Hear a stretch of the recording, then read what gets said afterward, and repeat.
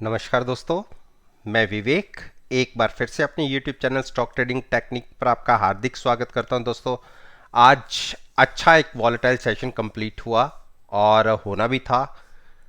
हम जो monthly expiry होती है उसके अंदर एंटर हो चुके हैं और अब केवल 2 दिन शेष बचते हैं।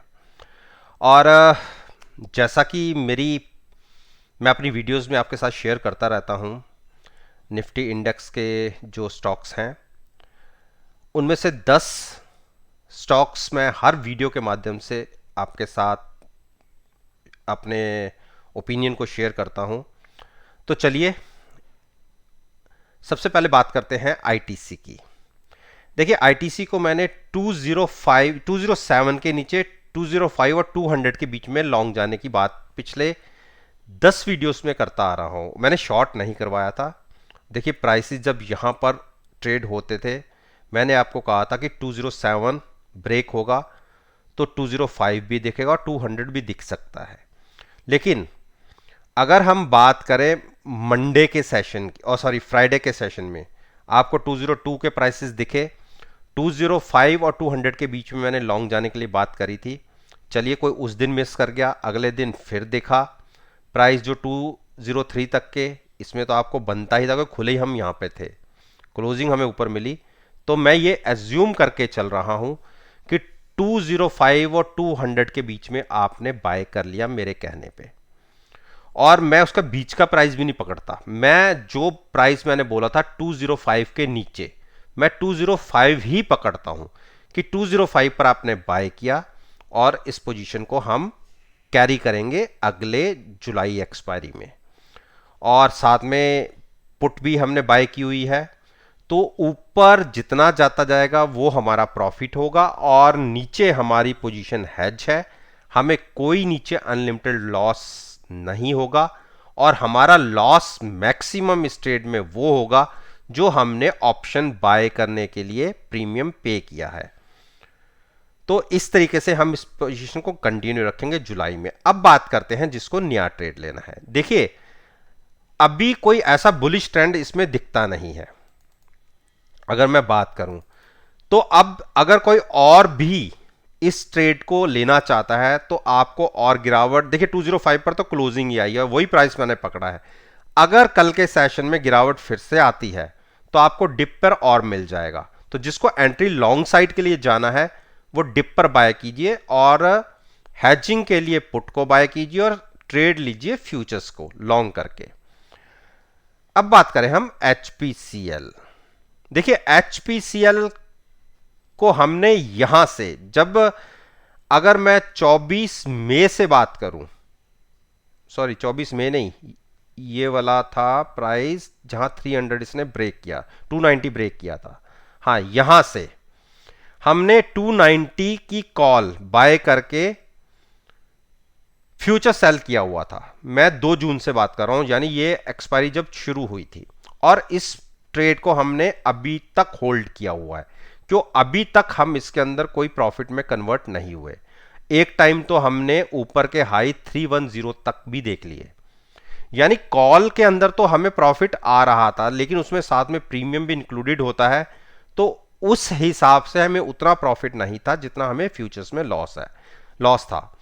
और उसके बाद गिरावट आई और फिर से इस स्टॉक ने, देखिए, 292 तक के प्राइसेस देखे, और मैंने आपको कहा था जिन्होंने नया ट्रेड लेना है उनको मैं डिप पर एंट्री कराऊंगा। और वो प्राइस क्या बनता था? Moving average, 20 days moving average और 20 days volume weightage moving average. और देखिए 292 के आसपास के लो लगे और यही प्राइसेस थे जहां पे आपको एंट्री लेनी थी रिटेल इन्वेस्टर्स को लॉन्ग जाने के लिए।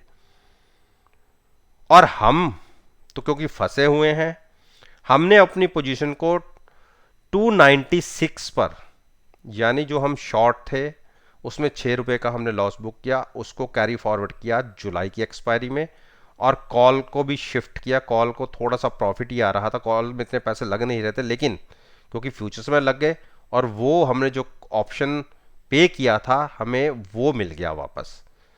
तो अगले मंथ हम इसको कैरी किया और हम शॉर्ट साइड पर अभी भी बैठे हुए हैं। और डिप पर, जबकि जो मुझे दिख रहा है, जैसी क्लोजिंग आई हुई है, मुझे पता नहीं क्यों मुझे लगता है कि एक बार ये स्टॉक फिर से हमें 280 की टेरिटरी में दिखना चाहिए। तो मैं अपनी पोजीशन को शॉर्ट करा करके बैठा हुआ हूं। रिटेल इन्वेस्टर्स को क्योंकि लॉन्ग होराइजन होता है, उनको मैंने डिप पर बाय करवाया है, वो अपनी पोजीशन को होल्ड रखें। नई ट्रेड जिसने लेना है एक बार के लिए थोड़ा सा वेट कर ले।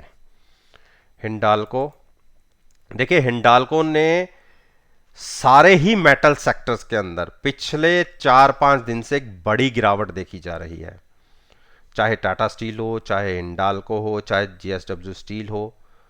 और हमने इसको पहले तो ऊपर से 385 की पुट से भी लॉन्ग किया हुआ है, 385 के आसपास।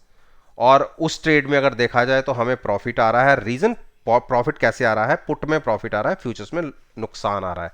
आप सब जानते हैं कि फ्यूचर्स का में हमें कैरी फॉरवर्ड करने का पूरा टाइम मिलता है और उसमें कोई एक्स्ट्रा पे हमें करना नहीं पड़ता।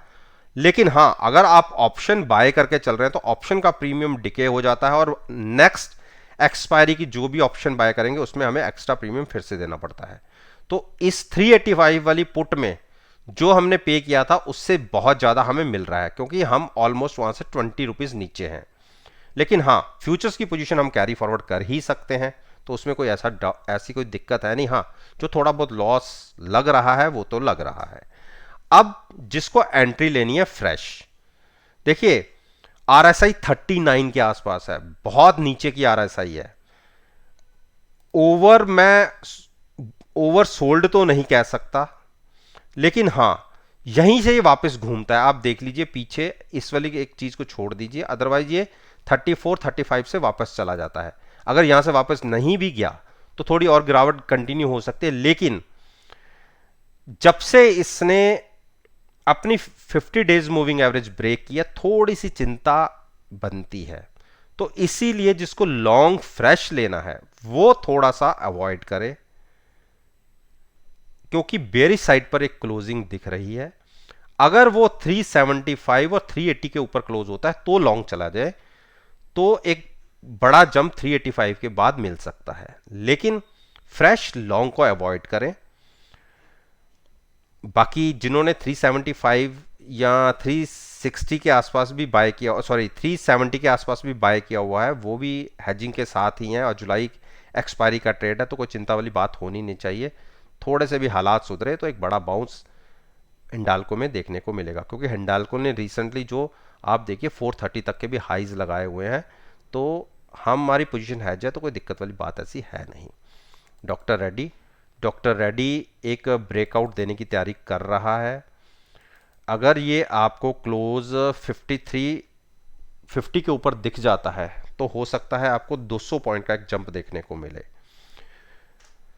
बाकी 53 अंडर वाली पुट के साथ जिनके लॉन्ग है, क्योंकि उन्हें भी कोई बढ़िया प्रॉफिट आ नहीं रहा, 5300 की पुट बाय की हुई या 5323 के क्लोजिंग प्राइसेस है, तो उसमें कोई बड़ा प्रॉफिट नहीं है, तो उनको भी अपनी पोजीशन कैरी करनी चाहिए। जिसने फ्रेश लेनी है लॉन्ग साइड पर पोजीशन 5350 के ऊपर ट्रेडिंग मिलने पर at the money put buy करके वो भी फ्यूचर लॉन्ग कर सकते हैं उसके ऊपर, जिसको नया ट्रेड लेना है।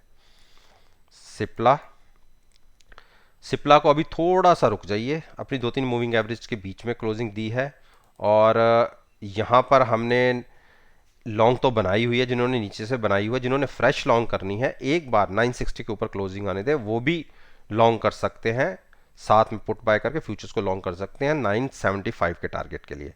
और जिनकी नीचे से बाइंग बनी हुई है 950 की पुट के साथ लॉन्ग है, वो तो अपनी पोजीशन को एज इट इज कंटिन्यू रखें।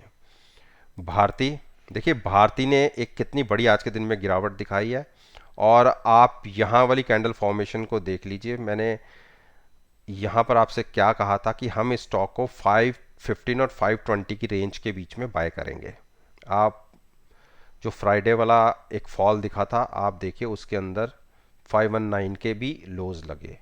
चलिए, हमने 515 और 520 के बीच की बात करी थी कि वहाँ पर लॉन्ग कर, उसी दिन की क्लोजिंग हमें ऊपर मिली 540 की। अगले दिन हम 2 मूविंग एवरेजेस के बीच में क्लोज हुए और इससे रिलेटेड मैंने पोस्ट की नहीं थी। और आप देखिए आज एक बड़ा फॉल और मिला। तो जो यहाँ चूक गए थे लेने के लिए, मेरे को ये लगता है कि हम 530 अगर ब्रेक करते हैं तो वो 520 515 के प्राइसेस फिर से मिलेंगे, तो वहाँ पे फ्रेश एंट्री और लीजिए। और जो नीचे से लेके बैठे हुए हैं अभी वो भी वेट करें, अभी पूरा एक महीना पड़ा है अपने ट्रेड को प्रॉफिट में कन्वर्ट करने के लिए। 545 555 के बीच में एग्जिट होइएगा। अब तो आज गिरावट आई ही गई है, अगर जो ऊपर नहीं निकल पाए तो उनकी पोजीशन अभी भी पड़ी होगी, तो वो अपनी पोजीशन को अभी भी कैरी करें। बजाज फाइनेंस देखिए, बजाज फाइनेंस के आज वीक क्लोजिंग दिखाई और बेयरिश क्रॉस ओवर, इसको आप शॉर्ट करके चल सकते हैं। 6050 की कॉल बाय करके फ्यूचर सेल करने की एक स्ट्रेटजी हो सकती है। अगर कल हम नेगेटिव ओपन होते हैं तो आप 5900 5930 के टारगेट के लिए शॉर्ट कर सकते हैं। लॉन्ग्स को अवॉइड कीजिए। अरविंदो अरविंदो फार्मा ने नीचे से एक जंप दिखाया है 930 से, लेकिन अभी बाइंग का कैंडिडेट नहीं है। नीचे से डिप पर जिसने बाय किया वो होल्ड करें। नया जिसने बाय करना हो, एक बार 970 के ऊपर क्लोजिंग दे देता है तो लॉन्ग करें, तब तक थोड़ा सा वेट कर लें।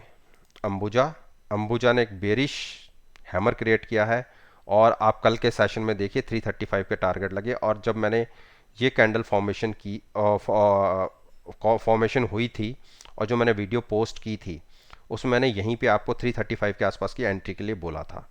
कल किसी ने अगर एंट्री ले लिया है तो आज हमने हाइज देख लीजिए 350 के, लेकिन जो एंट्री नहीं ले पाया वो अभी भी वेट करें, एक बार और गिरावट गहरा सकती है। आपको अब 337 और 335 के पास मिले तो आप लॉन्ग करिएगा, तब तक थोड़ा सा वेट कर लीजिएगा। तो दोस्तों, ये मैंने निफ्टी इंडेक्स के जो 10 स्टॉक्स हैं उनके ऊपर मैंने अपना ओपिनियन आपके साथ शेयर किया है।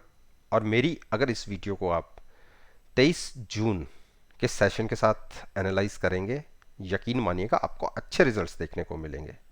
अगर आपको किसी तरीके का डाउट है तो आप मेरे यूट्यूब चैनल पर प्ले लिस्ट में से कोई भी वीडियो पिक कीजिए, नेक्स्ट सेशन के साथ उसको कंपेयर कीजिए, और ये सारा डाटा आपको एनालाइज करने के लिए एनएससी की साइट पर अवेलेबल है।